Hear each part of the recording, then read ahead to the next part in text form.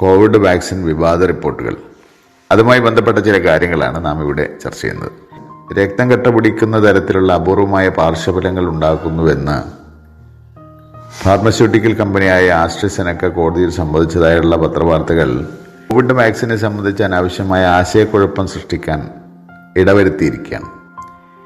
ഈ ആസ്ട്രസെനക്ക മരുന്ന് കമ്പനി ഇവർ വിപണനം ചെയ്യുന്ന കോവിഡ് വാക്സിൻ കോവിഷീൽഡ് ഈ ഓക്സ്ഫോർഡ് യൂണിവേഴ്സിറ്റി വികസിപ്പിച്ചെടുത്താണിത്. അപ്പോൾ ഫീൽഡ് ട്രയലിന് വേണ്ടി ഫണ്ടിംഗ് നടത്തുക മാത്രമാണ് ആസ്ട്രസെനക്ക ചെയ്തിട്ടുള്ളത്. ബ്രിട്ടനിലെ ഓക്സ്ഫോർഡ് യൂണിവേഴ്സിറ്റിയിലെ ജെന്നർ ഇൻസ്റ്റിറ്റ്യൂട്ടിലെ വാക്സിനോളജി പ്രൊഫസർ സാറ കാതറിൻ അവരുടെ നേതൃത്വത്തിലുള്ള ഒരു കൂട്ടം ശാസ്ത്രജ്ഞന്മാരാണ് ഈ വാക്സിൻ്റെ അടിസ്ഥാന ഗവേഷണം നടത്തിയിരിക്കുന്നത്. ഇവരാണ് ഈ വാക്സിനായി വൈറൽ സെക്ടർ വാക്സിൻ പ്ലാറ്റ്ഫോം വികസിപ്പിച്ചതും. ദശലക്ഷക്കണക്കിന് ആളുകൾ ഗുരുതരമായ പാർശ്വഫലങ്ങളില്ലാതെ ഈ വാക്സിൻ എടുത്തിട്ടുണ്ട്. അതിൻ്റെ ഗുണഫലങ്ങൾ അവർ അനുഭവിക്കുകയും ചെയ്യുകയാണ്. പക്ഷേ ഈ വാക്സിൻ്റെ സുരക്ഷയെക്കുറിച്ച് അഭിപ്രായം പറയാൻ ആസ്ട്രസെനക്ക യോഗ്യതയുള്ള ഒരു ഏജൻസിയുമല്ല. മരുന്നിൻ്റെ പാറ്റന്റ് കൈവശമുള്ളതിനാൽ ആസ്ട്രസെനക്ക കോടതിയിൽ മൊഴി കൊടുത്തിട്ടുണ്ടാവാം. അപ്പം വാക്സിനേഷനിലൂടെ രക്തം കട്ടപിടിക്കുന്നതിനുള്ള വളരെ അപൂർവമായ സാധ്യത നേരത്തെ തന്നെ വെളിപ്പെടുത്തിയിട്ടുള്ളതാണ്. എന്നാൽ ഈ നേട്ടകോട്ട വിശകലനം നടത്തി drug controller general of India, ലോകാരോഗ്യ സംഘടന തുടങ്ങിയ സ്ഥാപനങ്ങൾ ഈ കോവിഷീൽഡിൻ്റെ അപകട സാധ്യതകൾ, നേട്ടങ്ങൾ ഇവയൊക്കെ പരിഗണിക്കുമ്പോൾ വളരെ അപൂർവമായതാണ് ഈ റിപ്പോർട്ട് നമുക്ക് കാണാൻ കഴിയും.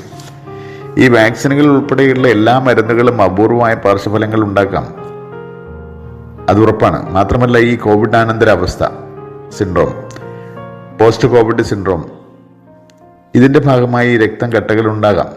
ഇപ്പോൾ ത്രോംബോ എംബോളിസം എന്നൊക്കെ അതിന് പറയാം. പ്രത്യേകിച്ച് ഈ പ്രമേഹം അല്ലെങ്കിൽ രക്തസമ്മർദ്ദം പോലുള്ള ആ ഒരു രോഗാവസ്ഥയുള്ള പ്രായമായവരിൽ ഇവരൊക്കെ ഇത് അറിഞ്ഞിരിക്കേണ്ടതാണ്. ഈ വാക്സിൻ സ്വീകരിച്ച പലർക്കും നേരത്തെ തന്നെ കോവിഡ് വന്നിരിക്കാനും സാധ്യതയുണ്ട്. അപ്പോൾ ചിലരെ രോഗലക്ഷണമില്ലാതെ കോവിഡ് ബാധിക്കാം. അതുകൊണ്ട് രോഗലക്ഷണങ്ങൾ കണ്ടാൽ അത് വാക്സിൻ മൂലമെന്ന് തെറ്റിദ്ധരിക്കപ്പെടാനും സാധ്യതയുണ്ട്.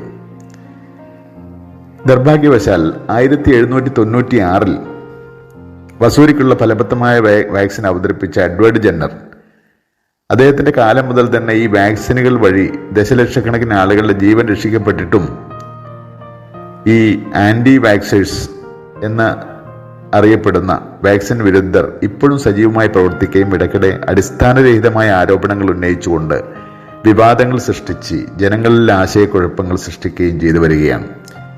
അപ്പോൾ ഇവരെ പിന്തുണക്കുന്നവരാണ് പല ആളുകളും. പുതുമയൊന്നുമില്ലാതെ ആസ്ട്രസെനക്കയുടെ കോടതി പരാമർശം ഇപ്പോൾ വിവാദമാക്കിയിട്ടുള്ളത്. ആധുനിക ജനിതക ശാസ്ത്രത്തിന്റെ അടിസ്ഥാനത്തിൽ തയ്യാറാക്കിയ ആധുനിക വാക്സിനുകൾ വളരെ സുരക്ഷിതം തന്നെയാണ് എന്ന് തെളിയിക്കപ്പെട്ടതുമാണ്. ചില അർബുദങ്ങളെ പോലും പ്രതിരോധിക്കാനും വാക്സിനുകൾ ഉപയോഗിച്ചു വരുന്നുണ്ടല്ലോ. ഉദാഹരണമായിട്ട് ഈ ഹ്യൂമൻ പാപ്പലോമ വൈറസ് വാക്സിൻ